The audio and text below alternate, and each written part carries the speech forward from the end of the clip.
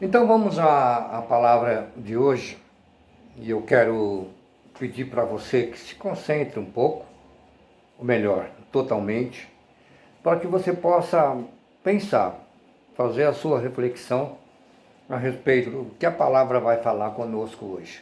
Muito importante você abrir a sua Bíblia, ler, prestar atenção e reflexionar.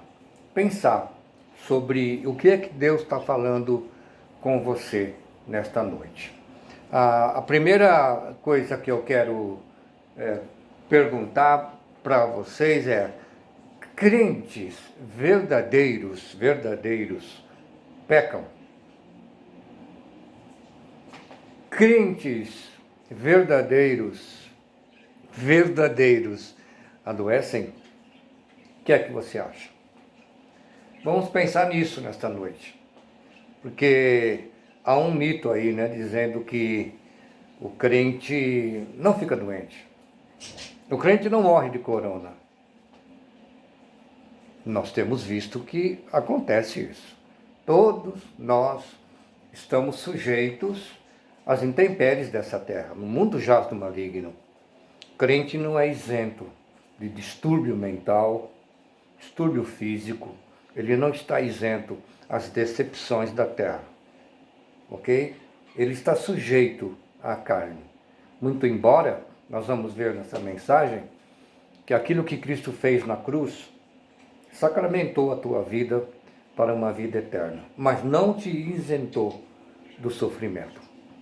Lembrando que aquela máxima de Jesus: neste mundo tereis aflições, mas eu venci o mundo. Então, eu quero passar a dar a vocês neste momento uma máxima teológica que diz assim: quanto ao fato de crentes verdadeiros caírem em tentação, temos uma frase em teologia que é o seguinte: já e ainda não. Eu explico. Cristo já carregou nossas enfermidades, mas ainda caímos em pecado. Porque ainda que ele já tenha carregado o meu pecado, ainda não tomamos posse da plenitude do livramento. Lembra-se que nós estamos debaixo de uma estrutura pecaminosa chamada terra e carne. Então, o livramento das consequências do pecado, Cristo já carregou sobre si, totalmente, lá na cruz do Calvário. Mas nessa vida, ainda não estamos totalmente livres de sua influência. Então nós vamos ler primeira Epístola de João, capítulo 3, verso 9. Primeira Epístola de João, capítulo 3, verso 9, que diz assim: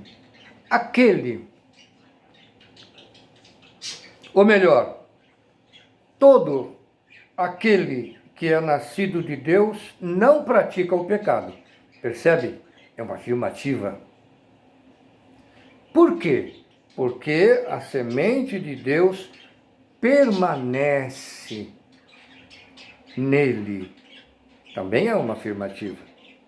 Há um questionamento, há uma afirmativa, mas também há aqui uma garantia. Garantia do quê? Da semente de Deus que permanece nele. E aí segue o verso dizendo: ele não pode estar no pecado. A minha versão é a nova versão internacional, NVI. Ele não pode estar no pecado. Algumas versões podem dizer assim: não vive no pecado. Por que que ele não pode estar no pecado?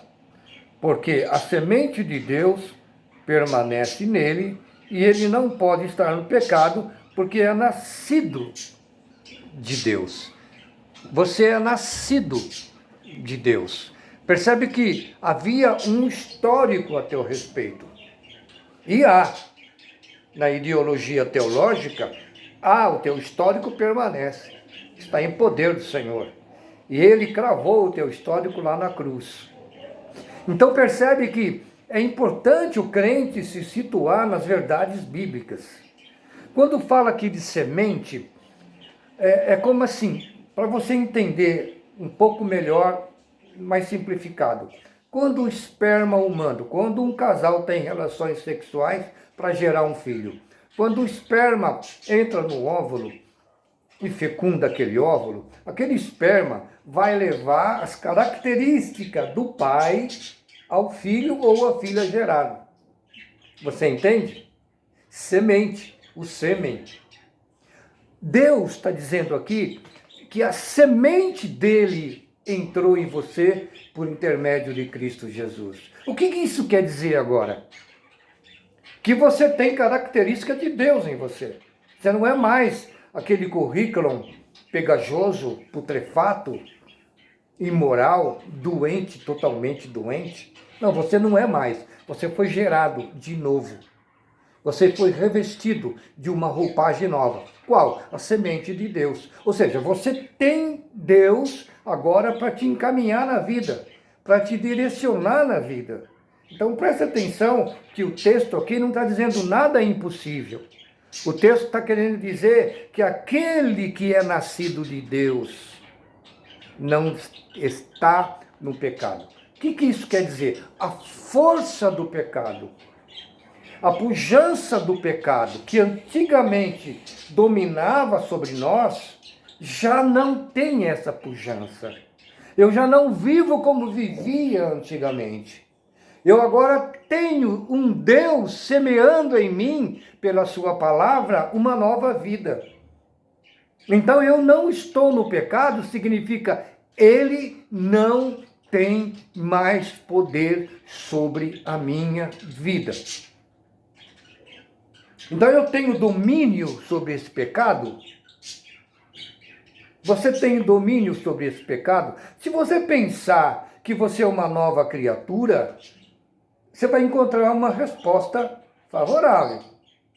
Você é guiado pelo Espírito Santo, e todo aquele que é guiado pelo Espírito Santo é filho de Deus, Romanos 8,14.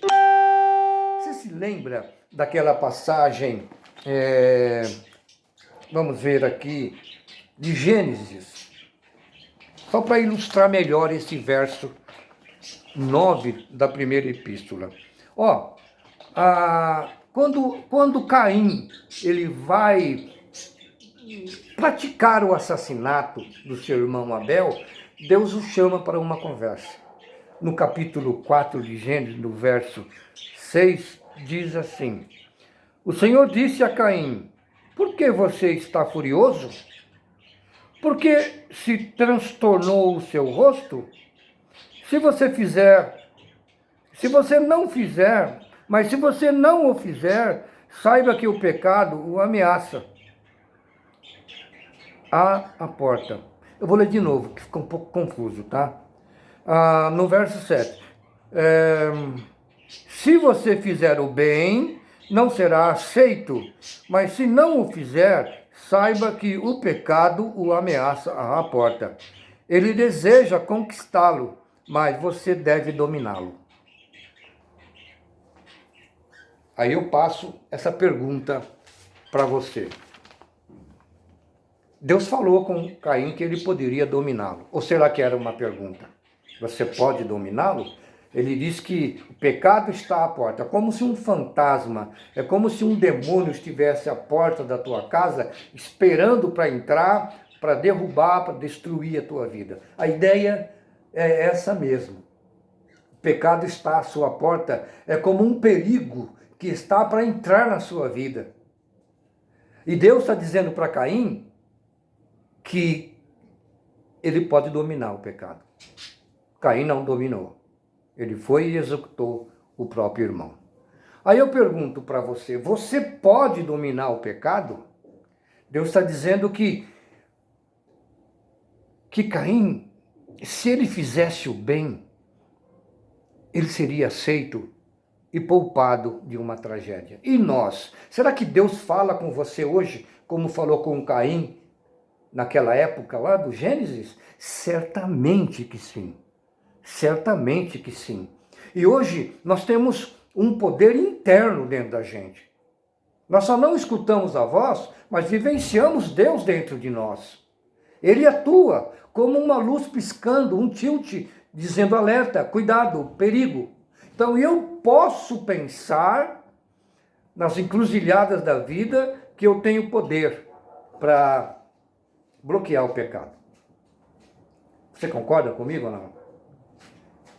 Então vamos lá para Tiago. Eu não estou dizendo que você vai ficar impecável. Impossível.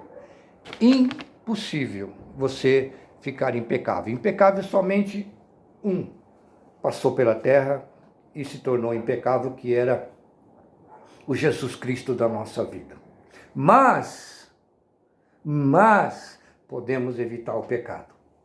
Por exemplo, Tiago vai dizer assim no capítulo 1, no verso 12: Feliz é o homem que persevera na provação. Perseverar na provação é não cair na tentação, é não cair nos buracos da vida, é não se deixar levar pela volúpia, pelos desejos, pela força da carne, pela concupiscência dos olhos, entende? Perseverar na provação é conseguir passar por elas, mas eventualmente podemos cair. Sim, podemos cair, como já falamos no começo. Mas Tiago aqui está dizendo, feliz é o homem que persevera. Se não é possível totalmente, aqui ele está dizendo que você é feliz, porque você persevera nas provações. Por quê? Depois de aprovado, receberá a coroa da vida. Mas aí segue no verso 13 e diz assim, quando alguém for tentado, jamais deverá dizer, estou sendo tentado por Deus. Pois Deus não pode ser tentado pelo mal e ninguém tenta. Ou seja, quando você está sendo tentado, não põe a culpa no diabo, não põe a culpa no Deus, põe a culpa em você. Você está diante de uma situação. Você tem análise para fazer coerente e equilibrada se aquilo que está te afrontando naquele momento é bom para você ou é ruim para você. Então você, quando está sendo tentado, você sabe muito bem quando está sendo tentado. Como é que eu sei que eu estou sendo tentado? Agrada a minha carne, agrada a minha mente, agrada a concupiscência que me leva a cometer o erro. Então diz assim, o verso 14, cada um, porém, é tentado pelo próprio mau desejo, ou desejado, sendo por este arrastado e seduzido. Cada um, eu, você e todas as pessoas que vivem debaixo dessa terra, ou sobre o sol dessa terra, são tentados. Mas a palavra de Tiago está dizendo que eu posso, então, evitar essa tentação antes que eu possa dar a luz ao pecado. Porque a palavra diz assim depois, sendo por este arrastado e seduzido. O que é seduzido? Eu consumei o pecado. Eu engravidei o pecado. Eu cometi aquilo que não deveria cometer. Eu dei a luz ao pecado. Eu fui arrastado por esse pecado. Então, esse desejo, sendo concebido, dá a luz ao pecado. Então percebe como Tiago aqui te alerta, Deus não tenta, Satanás aproveita da situação, mas ele não tem culpa do seu erro e do seu pecado. Ele não tem culpa não, o culpado somos nós mesmos, que caímos no pecado. Então, seguindo nessa ordem de que já e ainda não, Cristo já levou, mas ainda não estamos na plenitude do Evangelho, eu quero falar ainda nesta noite sobre 2 momentos de vitória para que a gente possa não cair nas ardilosas ciladas de Satanás. 2 situações, 2 tipos de vitórias nós vamos ver.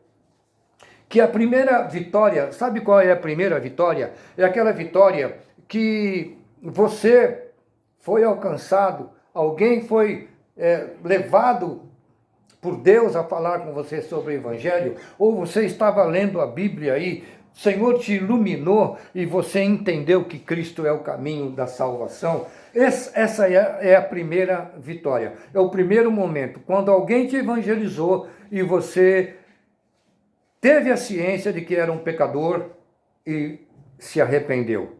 Sabe, nesse grande momento, aconteceu o maior milagre da tua vida. O maior milagre da tua vida. Porque você estava caminhando para a morte eterna e o Senhor Jesus interceptou e mudou o teu destino. Houve uma conversão. Isso nós chamamos do grego de metanoia. Metanoia é a palavra do Senhor atuando na tua mente de uma tal maneira que você passa a ter metanoia, ou meta além do cérebro, além da mente. Você passa a pensar agora sobrenaturalmente. A primeira vitória te leva a pensar porque você passa a ter a mente de Cristo.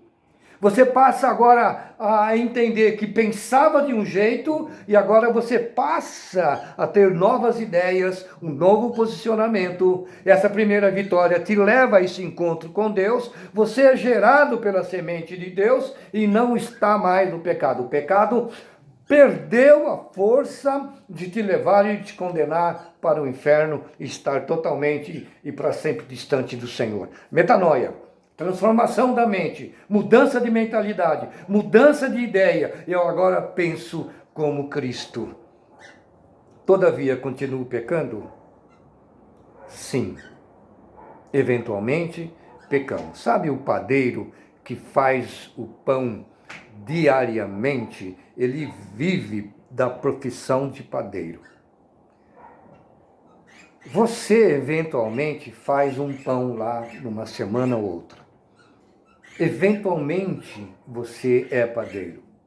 Então, percebe que você era um profissional do pecado antes. Vivia no pecado e vivia na lama. E isso te consumia sem você perceber. Agora não, agora você tem a semente de Deus e o pecado que você comete não te condena mais, porque aqueles que estão em Cristo Jesus, nenhuma condenação há. Aqueles que estão em Cristo Jesus, nenhuma condenação há. O pecado não te manda mais para a forca. A data de validade do seu pecado venceu. O pecado não te leva mais para o inferno. Por quê? Porque Cristo mudou a sua mentalidade. Inclusive Romanos capítulo 5. Vamos lá em Romanos capítulo 5. Eu quero que você pense comigo aqui a respeito. A filosofia de Paulo é tremenda, né? No final do capítulo 5 de Romanos, ele diz assim: a lei foi introduzida no capítulo 20, no verso 20. A lei foi introduzida para que a transgressão fosse ressaltada, mas onde aumentou o pecado, transbordou a graça. Então, aqueles hipócritas, aqueles fariseus, aqueles que estão dentro das igrejas, ao ler um verso desse, podem pensar: ó, que maravilha! Aonde abundou o pecado, superabundou a graça. O cretino, então, ele pode pensar assim: não sou condenado mais, então posso pecar à vontade. Com certeza, esse não é cristão. Esse que pensa assim, ele quer justificar a sua vida pregressa, que não mudou de curso, que não teve metanoia e não foi gerado pela semente de Deus. Sabe o que é? Então, Paulo aqui, quando começa o capítulo 6, alguém argumentou com ele a respeito disso. Ele disse assim: que diremos então? Continuaremos pecando para que a graça aumente? Uma pergunta retórica? A pergunta exige qual resposta? Continuaremos pecando porque a graça aumenta? Não! A resposta é não. O verso 2 vai dizer: de maneira nenhuma. Nós, os que morremos para o pecado, como poderemos continuar vivendo nele? Como? Paulo está dizendo assim: é impossível. Aquele que foi sementeado, ele foi gerado por Deus. Não é possível viver no pecado, ter a vestimenta do pecado. Sabe aquela roupa bonita que o mundo vende? Sabe a moda que o mundo incute na cabeça de muito cristão? Essa moda aí. A tendência do mundo, a imoralidade do mundo. Eles ainda estão vestidos. Nós não, nós nascemos de novo. Então, evidentemente, que aquele que tem a semente de Deus não vive no pecado. Certamente que não, porque morremos junto com Cristo e fomos batizados na sua morte. Então você percebe que a primeira vitória nossa contra o pecado é justamente quando Cristo entra na nossa vida. Quando Cristo amou você de tal maneira e você passa a crer nele. Então essa primeira vitória é a maior vitória de todas. Porque dessa vitória vai depender a segunda vitória. Lembrando, a máxima teológica, já e ainda não. Cristo já carregou nossas enfermidades, mas ainda caímos em pecado. Porque apesar dele ter carregado, ainda não tomamos posse da plenitude do livramento. Então, a segunda parte dessa mensagem, eu quero mostrar para você o seguinte: quando que nós vamos estar livre das enfermidades e livre do pecado? Nessa terra? Por mais que você se esforce, e deve se esforçar, por mais que você leia, por mais que você ore, você está sujeito ao pecado. Lembrando que o pecado não te condena mais, mas enfraquece você, desanima você, você perde o interesse pelas coisas de Deus, você fica meio que em cima do muro, tira a vitalidade do Espírito em você, entristece o Espírito.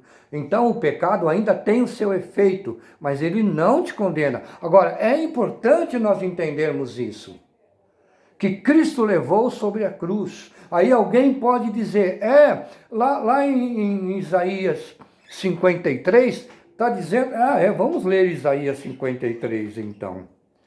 Isaías 53 vai dizer o seguinte: irmão, nós estamos falando, igreja, nós estamos falando da segunda vitória agora, da plenitude. Essa segunda vitória só vem quando Cristo voltar. Você só vai se livrar das enfermidades, das pestes, dos coronavírus da vida, das traições, dos adultérios, cuidado, só na volta do Senhor Jesus. Antes estamos sujeitos. Mas ele não levou as enfermidades na cruz, é o que está dizendo a palavra. E é a plena verdade. O verso 4 de Isaías 53 vai dizer assim: certamente ele tomou sobre si as nossas enfermidades e sobre si levou as nossas doenças. Está categorizado aqui que ele já levou as nossas enfermidades. Quando ele subiu na cruz e tomou o seu lugar, ele selou você para a vitória eterna, mas não te isentou dos problemas da terra.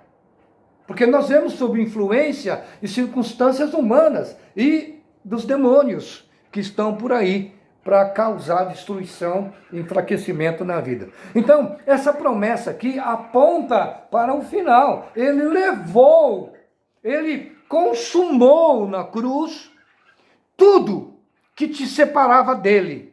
Ele anulou aquela nota promissória que estava sobre você, gerada pelo pecado. Ele foi lá no banco e tomou a nota promissória, pagou o teu custo, pagou o teu pecado, o teu empenho. Ele na cruz rasgou a tua nota promissória. Você não deve mais nada. Você não deve mais nada, repita aí. Você só deve uma vida organizada, coerente, equilibrada diante do Senhor para agradá-lo, aquele que te arregimentou. Então essa promessa aqui é futuro. Porque na terra essa promessa não se cumpre. Jesus mesmo disse, vocês vão ter aflições ao caminhar, vocês vão ser lançados como ovelhas no meio de lobos. Então o evangelho não é a banalidade que se prega por aí, não. É uma realidade do que o pecado fez, gerou no homem desde o Éden. Nós pagamos esse preço, mas Cristo já nos libertou. Mas quanto a essa notícia aqui de Isaías, 700 anos antes de Cristo, ela é verdade. Ele já selou toda a sua cura e todo o teu pecado em nome de Jesus, eu estou falando isso. Porque no verso 10 vai dizer assim: contudo foi da vontade do Senhor esmagá-lo e fazê-lo sofrer, por mim e por você. E embora o Senhor tenha feito da vida dele uma oferta por nossa culpa, ele verá a sua prole e prolongará os seus dias. Ele verá, ou seja, o próprio Cristo que veio à terra, o próprio Cristo que andou com a humanidade, ele que implantou o reino do Senhor em nossos corações, ele que nos ensinou o Evangelho, ele que formou a igreja e hoje nós somos mais de milhões e milhões de crentes. Ele viu essa prosperidade e verá ainda, como diz João no capítulo 17, sobre a questão de que ainda existem outras ovelhas que virão. E ele estava falando de nós, e que vão crer no Evangelho. Ele verá a sua prole e prolongará os seus dias, e a vontade do Senhor prosperará em sua mão. O verso 11 vai dizer: depois do sofrimento da sua alma, ele verá a luz e ficará satisfeito. Depois do sofrimento de sua alma na cruz, quando ele ali foi abandonado até pelo próprio Pai, que virou as costas, porque não suportou olhar sobre o Filho amado dele, a sua e a minha culpa. Ao ponto do Cristo dizer: por que me abandonaste? Mas entenda que ele estava cumprindo Isaías 53 nesse momento. Ele ressuscitou. E ele deu para nós como herança a ressurreição que um dia nós teremos. E quando essa ressurreição vier, veremos a luz como ele já viu a luz e ficou satisfeito. Aí estaremos com o Senhor para sempre. Você percebe a primeira vitória quando Cristo fez um retorno, quando Deus arrebatou você do pecado, do mundo, primeiro arrebatamento, né? Tirou você do mundo e o colocou no reino do amor do seu Filho Jesus. Nada nos tira da presença do Senhor, absolutamente nada, nada, nem a morte, nem a espada, nem a fome, nem a nudez, nem principados e nem potestades, estamos guardados para sempre pela cruz do Senhor. Mas eu só quero que você entenda o que Deus quer dizer para nós nessa noite. Ainda pecamos, ainda ficamos doentes, mas a primeira vitória veio e mudou a nossa mente. E agora aguardamos a segunda vitória, que está por aí, a qualquer momento. Cristo vai voltar e vai nos levar, e aí teremos a segunda vitória. Nenhuma enfermidade entrará no céu. Não haverá lágrimas lá. Não haverá luto. Não haverá pendências. Não haverá dívida. Ali, coisa alguma impura entrará. Ali está a nossa segunda vitória, que é a vitória eterna. Até lá, meu irmão, minha irmã, você que é lutador, você que é o que persevera. Característica do cristão é aquele que persevera. Todo aquele que persevera nasceu de novo. Todo aquele que nasceu de novo persevera, porque a semente de Deus o impulsiona a avançar até aquele dia, ou até o arrebatamento, ou até a morte e a sua ressurreição. Pense nisso. Deixe Deus trabalhar teu coração. Lembre-se, já, mas ainda não. Cristo já consumou a nossa vida, mas ainda não. Ainda andamos, ainda peregrinamos. Portanto, sede santos, porque eu sou santo. 1 Pedro 1, 15 e 16. Esta é a nossa meta. Enquanto isso, cuidado com o que você ouve aí, que cristão não fica doente. Balela, mentira. Fica. Mas nós temos a promessa de cura, ainda na terra. Deus pode e quer curar você, principalmente aqui. Deus quer curar você aqui. O maior campo de batalha que existe não são as guerras promovidas pela história, mas é aqui dentro. É aqui dentro que nós matamos pessoas. É aqui dentro que nós matamos a nós mesmos, caindo em depressão e tantos outros perigos que a mente descuidada promove. É aqui dentro. Então é aqui que o Senhor quer agir em primeira instância, liberando uma mente nova, uma metanoia. Vá além da mente física, vá à mente de Cristo. Transborde. Saia do seu copinho, deixa transbordar a presença do Senhor na tua vida. Você continua pecando, o pecado não tem mais poder de te condenar, aleluia, glória a Deus. Você pode ficar doente, mas essa doença não tira você da presença do Senhor. O Senhor de ontem é o Senhor de hoje e é o Senhor de sempre. Ele operou milagres no passado, opera milagres hoje e vai operar amanhã. Teu problema, a tua enfermidade, as suas dificuldades de entendimento com seu marido, com a sua esposa, as dificuldades financeiras, as dificuldades de entendimento de você com você mesmo, sabe? Aquelas viagens que nós fazemos por nosso interior, Ele tem poder para te ajudar. Ele tem poder para te libertar. Portanto, acredite e que Deus te dê forças para você perseverar. Essa é a mensagem de hoje. Já, mas ainda não. Entenda. Deus te abençoe. Vamos orar? Amado Deus, nós agradecemos ao Senhor por essa mensagem, por essa palavra que nos fez reflexionar, pensar sobre o que somos. Somos seres humanos, mas temos uma marca que nos diferencia dos demais. Nós temos a marca de Cristo. Nós temos o selo do Espírito Santo. Nós sabemos, Pai, que somos vulneráveis, mas nós podemos evitar o pecado. Nós podemos evitar a tentação. Nós temos esse poder pelo Teu Espírito e pela palavra, a semente do Senhor que entrou em nós por intermédio da morte de Cristo naquela cruz por nós. Por isso nós te louvamos, por isso nós te adoramos. Em nome de Jesus, Pai, obrigado pelo resgate da nossa vida. E obrigado porque o Senhor está andando conosco em meio a todas as dificuldades.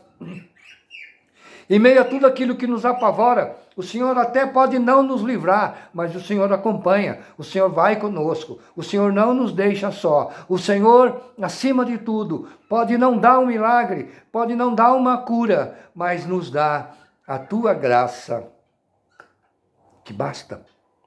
A tua graça, que basta. A graça que nos dá força e que nos renova a encarar a nós e a encarar as vicissitudes desta vida. Nós queremos fazer o bom combate. E o bom combate é entender a vida e andar com Cristo por ela. Obrigado, meu Deus. Abençoe este irmão, abençoe esta irmã. Nós glorificamos a Ti por essa mensagem. Glorificamos a Ti pela nossa igreja. Glorificamos a Ti por esse irmão, por essa irmã que entrou nesse culto e foi abençoado, está sendo abençoado pela palavra do Senhor e pelo culto que prestamos a Ti. Pai, em nome de Jesus, oramos e Te agradecemos. Amém.